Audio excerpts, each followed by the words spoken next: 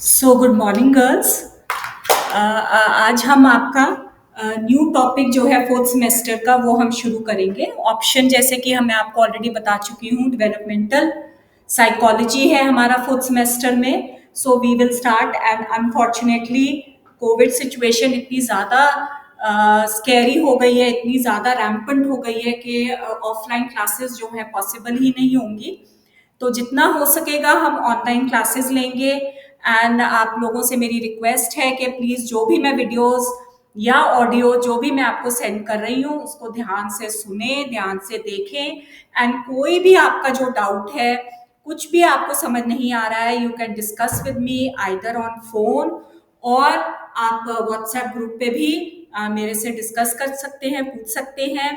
और जैसे ही ये सिचुएशन थोड़ी बेटर होगी हम डाउट क्लासेस के लिए भी आपको कॉलेज ऑफलाइन आने के लिए अलाउ कर देंगे।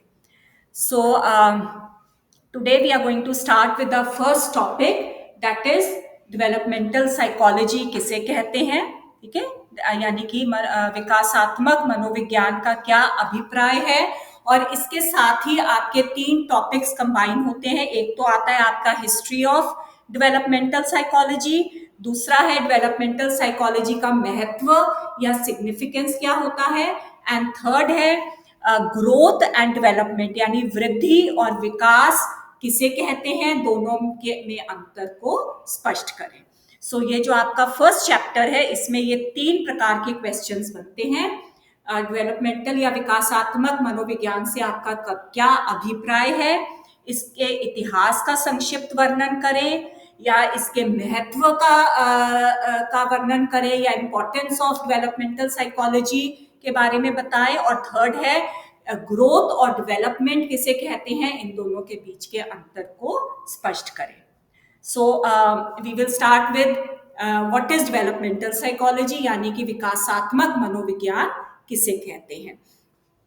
तो विकासात्मक यानी कि डेवलपमेंटल साइकोलॉजी जो है वो किसी भी एक बच्चे की लाइफ टाइम ग्रोथ को या उसकी डेवलपमेंट की मैपिंग यू कैन से। ठीक है, जैसे ही बच्चा गर्भ में आता है, गर्भ धारण से लेकर मृत्यु तक की संपूर्ण डेवलपमेंट को या विकास को, ग्रोथ को मैप करना, को स्टडी करना डेवलपमेंटल साइकोलॉजी या विकासात्मक मनोविज्ञान कहलाता है। तो शुरुआत में इसको बाल मनोविज्ञान या चाइल्ड साइकोलॉजी के नाम से जाना जाता था, बिकॉज उस समय जो सबसे ज्यादा इम्पोर्टेंट था मनोवैज्ञानिकों के मन में वो था pre school and school going children के बारे में जानना या उनको स्टडी करना। तो चाइल्ड साइकोलॉजी में क्या होता था, study of school going and pre school and school going children, यानी कि उनकी किस प्रकार की उस एज ग्रुप की development from birth till the age of you can say around 10 to 12 years of age। ठीक है, that was child psychology। परंतु धीरे धीरे मनोवैज्ञानिकों को इस चीज का ज्ञात होने लगा, इस चीज की अंडरस्टैंडिंग हुई कि सिर्फ उतना तक ही स्टडी करना इम्पोर्टेंट नहीं है, वी नीड टू स्टडी के उसके बाद यानी कि 10 या 12 साल की एज के बाद किस प्रकार की डेवलपमेंट होती है किसी बच्चे के अंदर। तो इस वजह से फिर हमने चाइल्ड साइकोलॉजी की जगह चाइल्ड डेवलपमेंट के ऊपर फोकस किया। चाइल्ड डेवलपमेंट यानी कि वो आपकी परिपक्वता तक की एज आ जाती है, मेच्योरिटी तक की एज को स्टडी करना। और फिर धीरे धीरे चाइल्ड डेवलपमेंट के स्थान पर developmental psychology came into being, उसके ऊपर हमारा फोकस था।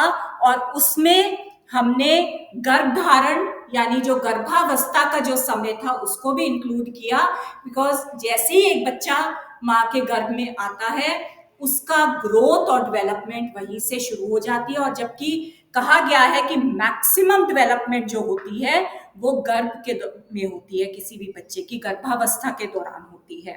ठीक है, और परिपक्वता यानी मेच्योरिटी तक जो ग्रोथ जो है एक बच्चे की चलती रहती है। And after attaining the age of maturity उस ग्रोथ में थोड़ी बहुत कमी आनी शुरू हो जाती है आफ्टर अ सर्टन एज, ठीक है, यानी कि 30 साल, 40, 45 ईयर्स के बाद क्रिएटिव या रचनात्मक वे में जो डेवलपमेंट होती है वो बंद हो जाती है और उसकी जगह विनाशात्मक डेवलपमेंट शुरू हो जाती है, ठीक है। यानी कि पॉजिटिव ग्रोथ के साथ साथ जो नेगेटिव ग्रोथ है, नेगेटिव परिवर्तन जो है हमारी बॉडी में, उसको भी हमें ध्यान में रखना चाहिए, उसको, उसकी स्टडी भी बहुत इंपॉर्टेंट होती है। यानी डेवलपमेंटल साइकोलॉजी क्या है? जीवन पर्यंत चलने वाला जो चेंज है, जो परिवर्तन है, जो हमारी बॉडी में आ रहे हैं, चाहे वो पॉजिटिव चेंजेस हैं, चाहे वो नेगेटिव चेंजेस हैं, it has to be included in our study. That is called developmental psychology, ठीक है। तो यानी कि परिवर्तन क्या क्या हम इसमें स्टडी करते हैं कि परिवर्तन कब होते हैं, ठीक है, कौन कौन सी एज में या अवस्था में किस प्रकार के परिवर्तन होते हैं, किस दिशा में होते हैं परिवर्तन, यानी पॉजिटिव, नेगेटिव, ठीक है, कौन सी डायरेक्शन में हमारे परिवर्तन हो रहे हैं, इस चीज को भी इसमें स्टडी किया जाता है। फिर कौन कौन सी ऐसी दशाएं हैं, कंडीशंस कौन सी ऐसी होती हैं जिनमें परिवर्तन देखे जा सकते हैं या परिवर्तन होते हैं।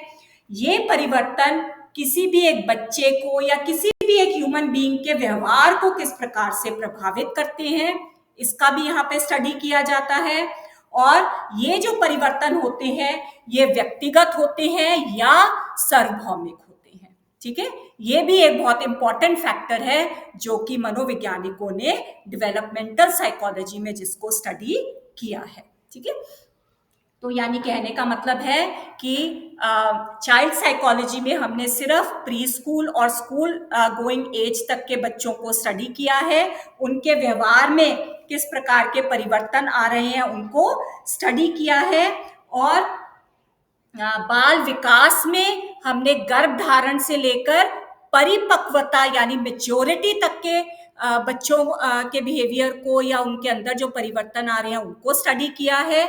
और डेवलपमेंटल साइकोलॉजी में हमने, इसको हम लाइफ स्पैन डेवलपमेंट भी कहते हैं, यानी कि गर्भावस्था से लेकर मृत्यु तक के जो जितना भी लाइफ स्पैन है आपका, डिफरेंट अवस्थाओं में, डिफरेंट लेवल्स पर, डिफरेंट एज ग्रुप्स में किस प्रकार के परिवर्तन होते हैं हमारी बॉडी में, कैसे वो परिवर्तन हमें अफेक्ट करते हैं, कौन सी दशाओं में होते हैं या कौन सी दिशा में होते हैं, ये सारा कुछ हम डेवलपमेंटल साइकोलॉजी में पढ़ते हैं, ठीक है।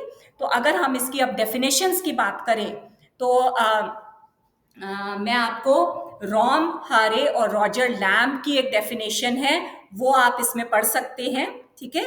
यानी कि डेवलपमेंटल साइकोलॉजी में उन स्पष्ट परिवर्तनों के ऊपर फोकस किया गया है या उनका अध्ययन किया गया है जो उस समय घटित होते हैं जब किसी भी एक व्यक्ति की आयु बढ़ती है, ठीक है। कौन से ऐसे परिवर्तन है जो हमारी बॉडी में घटित होते हैं जब हमारी आयु जो है वो बढ़ती जाती है, ठीक है। यानी जीवन के प्रथम क्षणों से ही वो परिवर्तन जो है हमारी बॉडी में घटित होने शुरू हो जाते हैं, ठीक है। तो ये आपकी एक डेफिनेशन है हारे और लैम्ब की। इसके अलावा एक स्ट्रैटन और हेज की डेफिनेशन है, ये भी काफी इंपॉर्टेंट और काफी डिस्क्रिप्टिव डेफिनेशन है डेवलपमेंटल साइकोलॉजी की। यानी ये विकास का एक मनोवैज्ञानिक अध्ययन है, इसमें जीवन पर्यंत चलने वाले परिवर्तनों का अध्ययन किया जाता है। इसको हम लाइफ स्पैन डेवलपमेंट साइकोलॉजी की संज्ञा भी दे सकते हैं, ठीक है। तो जीवन पर्यंत चलने वाला जो परिवर्तन है उसको हम डेवलपमेंटल साइकोलॉजी कहते हैं। तो ये दो डेफिनेशंस आप लोग याद कर सकते हैं। तो इन डेफिनेशन से क्या चीज स्पष्ट होती है, यानी विकासात्मक मनोविज्ञान क्या है?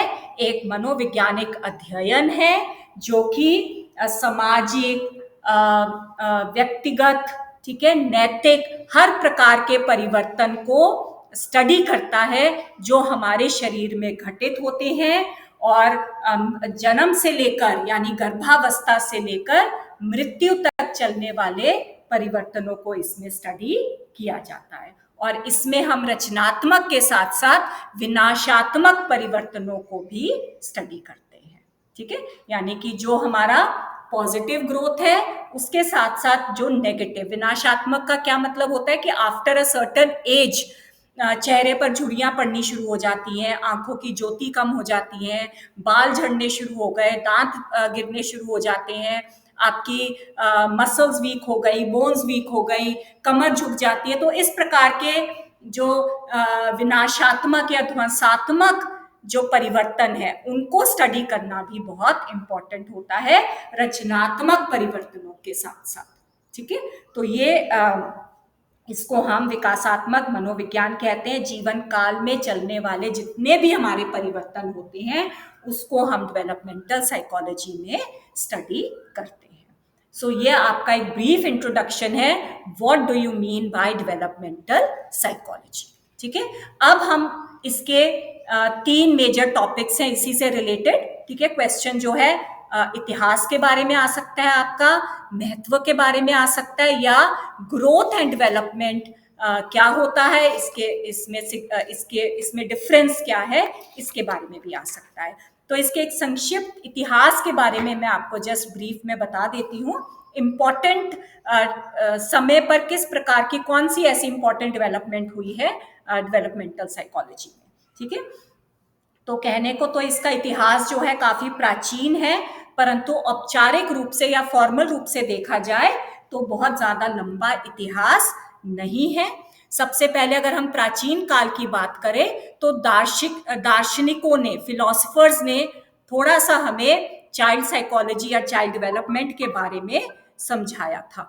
ठीक है, तो इसमें उन्होंने मतलब बालक के बाल्यावस्था के प्रशिक्षण का प्रभाव क्या होता है, ठीक है, ट्रेनिंग ड्यूरिंग चाइल्ड या चाइल्डहुड में किस प्रकार की ट्रेनिंग हमें एक बच्चे को देनी चाहिए जो उसके आगे के जीवन के लिए महत्वपूर्ण हो सकती है। तो प्लेटो ने इसके बारे में थोड़ा बहुत जिक्र किया था, रिपब्लिक एक अपनी पुस्तक के अंतर्गत। ठीक है, तो परंतु औपचारिक तौर पर अगर हम देखें तो इसका इतिहास जो है अराउंड 17th सेंचुरी से शुरू हुआ है। तो 17वीं, 18वीं या 19वीं शताब्दी में जो मेजर जो डेवलपमेंट्स हुई हैं इसके अंतर्गत वो मैं आपको जस्ट बता देती हूँ। तो 17वीं शताब्दी में स्कूल ऑफ इन्फेंसी स्थापित किया गया था कॉमेनियस ने, जिसमें 2 पुस्तकों की रचना करी गई थी बालकों के विकास के संबंध में। ठीक है, 18वीं शताब्दी में दार्शनिकों ने और मनोवैज्ञानिकों ने मिलकर बालकों के अध्ययन में काफी विशेष रुचि या इंटरेस्ट लेना शुरू करा था कि व्यक्तित्व के निर्माण के लिए किस तरीके से, किस प्रकार का वातावरण हमें एक बच्चे को देना चाहिए वो बहुत इंपॉर्टेंट होता है। बच्चे की रुचियां क्या है, इंटरेस्ट क्या है, किस चीज में बच्चा जो है या उसकी हम प्रॉपर पर्सनालिटी को, पॉजिटिव वे में पर्सनालिटी को किस प्रकार से डेवलप कर सकते हैं, इसमें उन्होंने काफी रुचि लेनी शुरू करी थी। और पेस्टोलॉजी ने भी काफी कार्य किया था। शिक्षा जगत का उनका जो कार्य है वो काफी फेमस है। ठीक है, शिक्षा जगत में हम कैसे बच्चे की डेवलपमेंट को उसकी एजुकेशन से रिलेट कर सकते हैं, इस चीज के ऊपर उन्होंने रचनाएं प्रस्तुत करी थी। ठीक है, उसके बाद अगर हम 19वीं शताब्दी की बात करें तो विकासात्मक मनोवैज्ञानिकों ने काफी ज्यादा गहन रुचि लेनी शुरू करी थी। इन्फेंट चाइल्ड डेवलपमेंट नाम की एक पुस्तक है, उसकी रचना करी गई थी। ठीक है, टेन ने। और उसके बाद चार्ल्स डार्विन आए, एक फेमस हमारे फिलोसफर है चार्ल्स डार्विन। उन्होंने भी बालकों के उद विकास या एवोल्यूशन के ऊपर काफी रचनाएं करी, काफी स्टडीज करी। Biographical sketch of an infant का प्रकाशन भी इन्होंने किया था 19वीं शताब्दी में। ठीक है, माइंड ऑफ द चाइल्ड नामक पुस्तक की भी रचना हमारी 19th सेंचुरी या 19वीं शताब्दी में करी गई थी। 20वीं शताब्दी से तो काफी हद तक वैज्ञानिक अध्ययन शुरू हो गया था विकासात्मक मनोविज्ञान के अंतर्गत। बुद्धि, अल्फ्रेड एंड बिने ने बुद्धि परीक्षण भी शुरू कर दिए थे बच्चों की इंटेलिजेंस टेस्टिंग से रिलेटेड। ठीक है, मार्गरेट मीड ने डेवलपमेंटल साइकोलॉजी नामक पुस्तक की रचना करी थी, जिसमें कि काफी हद तक हम एक बच्चे की लाइफ हिस्ट्री के बारे में या उसके आने वाले जो भी कौन सी अवस्था में किस प्रकार के परिवर्तन एक बच्चे में देखे जा सकेंगे, उसमें काफी डिटेल्ड इन्होंने उसको लिखा था, जो एक प्रकार का एक बाइबल साबित हुआ था टीचर्स, पेरेंट्स, डॉक्टर्स, हर एक प्रकार के लोगों के लिए। ठीक है, तो इस तरीके से देखा जाए तो ब्रीफ में मैंने आपको हर शताब्दी में किस प्रकार की डेवलपमेंट होती आई है, और मतलब कि डेवलपमेंटल साइकोलॉजी जो ये संज्ञा है, ये जो विकासात्मक मनोविज्ञान जो संज्ञा है, ये 1930 में इस्टेब्लिश हुआ था।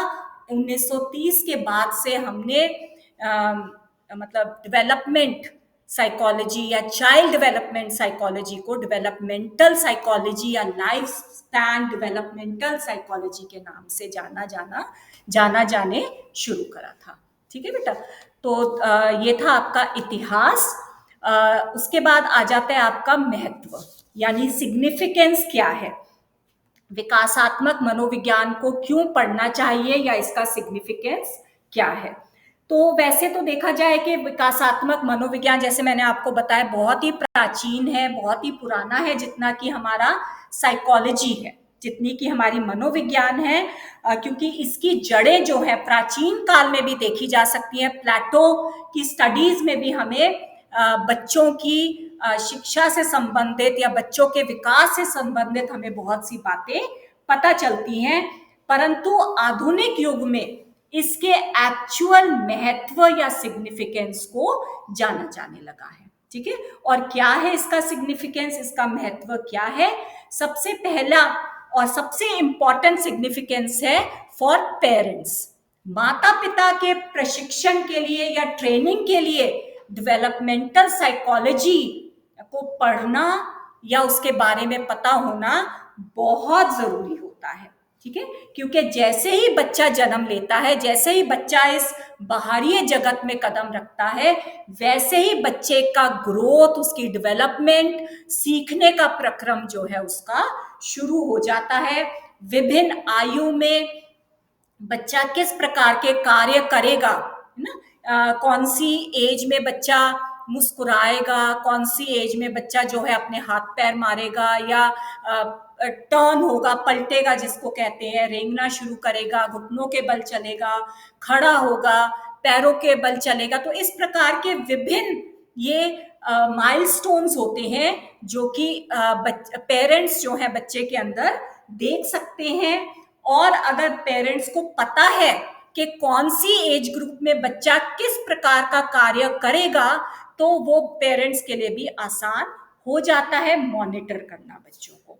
तो अगर किसी भी तरीके से बच्चा उस एज में ये माइलस्टोन को क्लियर नहीं कर पाया है, तो पेरेंट्स जो है डॉक्टर्स की सलाह मशवरा करके बच्चे की हेल्प कर सकते हैं। ठीक है, तो पेरेंट्स के लिए बहुत इंपॉर्टेंट होता है। सेकंड महत्व होता है शिक्षा संस्थानों में, एजुकेशनल इंस्टीट्यूट्स जो होते हैं, because after a certain age, as we all know, 2 या 3 साल या 4 साल की उम्र में बच्चा जो है वो स्कूल जाना शुरू करता है। तो टीचर्स के लिए भी बहुत इंपॉर्टेंट होता है डिफरेंट माइलस्टोन्स के बारे में जानना, क्योंकि शिक्षा संबंधित जो उचित निर्णय जो है वो अध्यापक ही ले सकते हैं। अगर उनको किसी भी बच्चे की वृद्धि या विकास के बारे में पर्याप्त ज्ञान होता है, तो वो बच्चों की शिक्षा के बारे में उचित निर्णय ले सकते हैं। देन चिकित्सकों के लिए इतना इंपॉर्टेंट है। थर्ड महत्व है आपका जो डॉक्टर्स या चिकित्सक होते हैं, बिकॉज किसी भी प्रकार से बच्चा पिछड़ रहा है तो पेरेंट्स या बच्चे के जो अभिभावक होते हैं वो डॉक्टर्स के पास ही जाते हैं। तो डॉक्टर्स को भी अगर पेरेंट्स को उचित गाइडेंस देनी है या बच्चों को उचित ट्रीटमेंट देना है, तो उनको भी कौन सी एज में किस प्रकार का ग्रोथ या डेवलपमेंट होगा इसके बारे में जानना बहुत जरूरी है। ठीक है, देन अनदर महत्व या सिग्निफिकेंस आ जाता है आपका गाइडेंस और काउंसलिंग में इंपॉर्टेंस है इसकी। ठीक है, व्यक्ति जब विभिन्न प्रकार के विकासात्मक अवस्थाओं से गुजरता है तो अनेक प्रकार की समस्याओं का उसको सामना करना पड़ता है। एक बच्चा घर से निकलकर जब एक एज ग्रुप में स्कूल जाता है, पहली बार जब एक बच्चा स्कूल गया तो एक नया वातावरण उस बच्चे को मिल रहा है, तो बहुत सी ऐसी समस्याएं उस बच्चे के सामने आएंगी। तो कैसे हम बच्चों को उन समस्याओं को से निपटना सिखाएंगे या बच्चा कैसे उन समस्याओं को सॉल्व कर सकता है, तो उसके लिए भी ये बहुत इम्पोर्टेंट होता है विकासात्मक मनोविज्ञान के बारे में या बच्चों के शरीर में उनके मन में होने वाले परिवर्तनों के बारे में जानने का। ठीक है, देन समाज सुधारकों के लिए बहुत इंपॉर्टेंट होता है इसकी स्टडी। जो सोशल रिफॉर्मर्स होते हैं, क्यों होता है? बिकॉज कुछ ऐसी एज ग्रुप्स होती हैं, स्पेशली लेट चाइल्डहुड की या अडोलेसेंट एज होती है, जिसमें बच्चा जो है थोड़ी सी नॉन या एंटी सोशल एक्टिविटीज में इन्वॉल्व हो जाता है। तो ऐसे में जो समाज सुधारक होते हैं, जो सोशल रिफॉर्मर्स होते हैं, वो बच्चे को उचित गाइडेंस, उचित काउंसलिंग करके सही राह में ला सकते हैं। एंड अनदर इंपॉर्टेंट सिग्निफिकेंस होता है फॉर डेवलपमेंटल साइकोलॉजिस्ट देमसेल्व्स। जो लोग विकासात्मक मनोवैज्ञानिक हैं, उनके लिए भी प्रीवियसली जो भी स्टडी हुई है, जो कुछ भी लिखित तौर पर उनके सामने मौजूद है, उनको उसके बारे में जानना इंपॉर्टेंट होता है, तभी हम आगे की अपनी स्टडी कर सकते हैं। ठीक है, और इसके अलावा जो साइकोलॉजी की जो अन्य ब्रांचेस हैं, ठीक है, जो और अदर जैसे सोशल साइकोलॉजी है या क्लिनिकल साइकोलॉजी है या आपकी एबनॉर्मल साइकोलॉजी है, अन्य जो ब्रांचेस होती हैं साइकोलॉजी की, उनके लिए भी इम्पॉर्टेंट होता है डेवलपमेंटल साइकोलॉजी के बारे में या उसकी स्टडी के बारे में जानकारी मिलना। ठीक है, तो ये आपकी विभिन्न एरियाज में सिग्निफिकेंस या इम्पोर्टेंस को हम देख सकते हैं, और इसी के आधार पर हम कह सकते हैं कि डेवलपमेंटल साइकोलॉजी जो है एक बहुत ही इम्पोर्टेंट शाखा है साइकोलॉजी की। मानव व्यवहार को समझने के लिए बहुत ही इम्पोर्टेंट होता है डेवलपमेंटल साइकोलॉजी की स्टडी करना या उसके बारे में जानना। ठीक है, तो ये था आपका सिग्निफिकेंस। अब आपका आ जाता है अनदर जो टॉपिक है, that is growth and development. वृद्धि और विकास क्या होता है? ठीक है, वृद्धि क्या है, विकास क्या है, और दोनों में अंतर क्या होता है? ठीक है, तो वृद्धि यानी कि ग्रोथ, यानी एक गर्भस्थ शिशु जैसे ही गर्भ में आता है, गर्भधारण होते ही उस गर्भस्थ शिशु का जो ग्रोथ जो है, वृद्धि जो है, वो होना आरंभ होता है और वो परिपक्वता तक चलता है। वृद्धि क्या है? आपके शरीर में होने वाला मात्रात्मक डेवलपमेंट, यानी आपकी ऊंचाई, आपकी लंबाई, आपका वेट।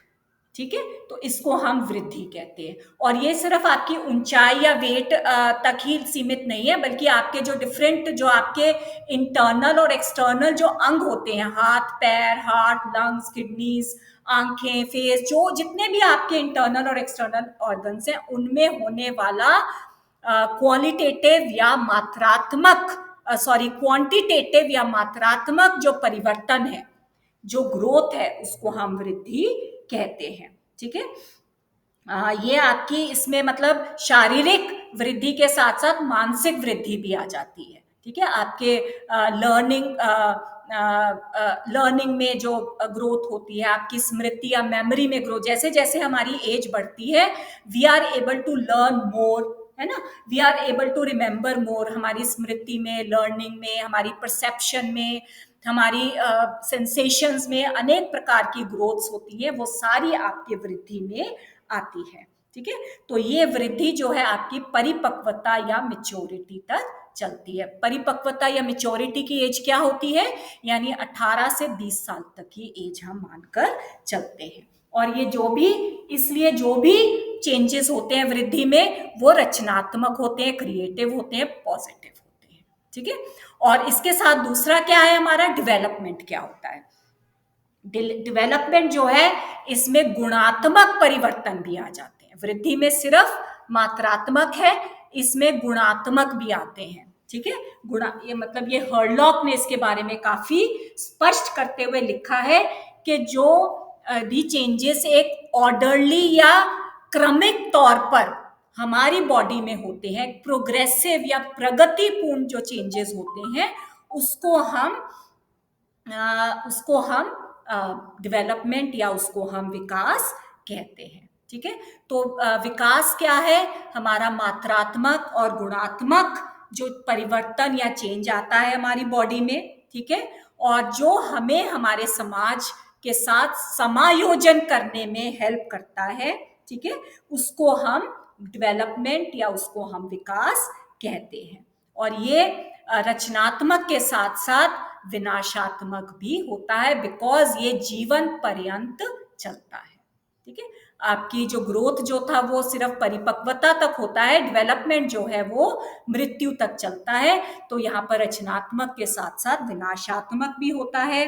गुणात्मक और मात्रात्मक दोनों प्रकार के परिवर्तन होते हैं, और विभिन्न एज ग्रुप्स में किस प्रकार के परिवर्तन होंगे, कितनी देर तक वो परिवर्तन चलेंगे, उन परिवर्तनों से संबंधित कौन सी ऐसी समस्याएं होंगी जो हमें जिनका सामना करना है, और हम उन समस्याओं से कैसे निपट सकते हैं, उनको कैसे सॉल्व कर सकते हैं, ये सारा कुछ हम डेवलपमेंट के अंतर्गत पढ़ते हैं।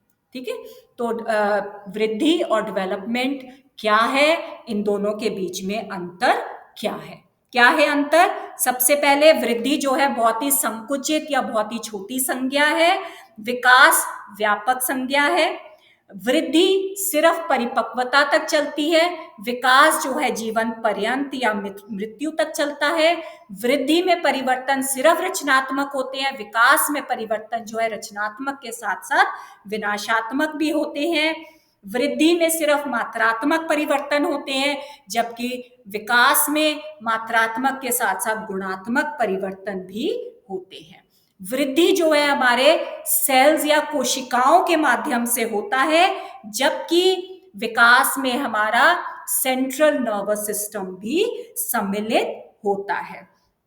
वृद्धि का हम मापन कर सकते हैं, व्यक्ति की ऊंचाई कितनी है ना, 5 फीट कितना इंच हो गया, या 40 किलो 50 किलो का हो गया, तो इसको हम बहुत इजीली माप सकते हैं। जबकि क्योंकि विकास में व्यवहार में परिवर्तन आता है, तो व्यवहार को मापा नहीं जाता। किसी भी इंचेस या कोई भी इन अंकों के आधार पर हम व्यवहार में जो परिवर्तन आता है उसको हम माप नहीं सकते। तो इस प्रकार से ये हमें वृद्धि और विकास में प्रमुख या मेन जो चेंज परिवर्तन है, डिफरेंसेस हैं, उनके बारे में हमने ये अभी जाना है। ठीक है, तो this finishes with your first chapter, यानी कि डेवलपमेंटल साइकोलॉजी किसे कहते हैं, इसके इतिहास का संक्षिप्त वर्णन करें। फर्स्ट क्वेश्चन, डेवलपमेंटल या विकासात्मक मनोविज्ञान किसे कहते हैं, इसके महत्व या सिग्निफिकेंस के बारे में चर्चा करें।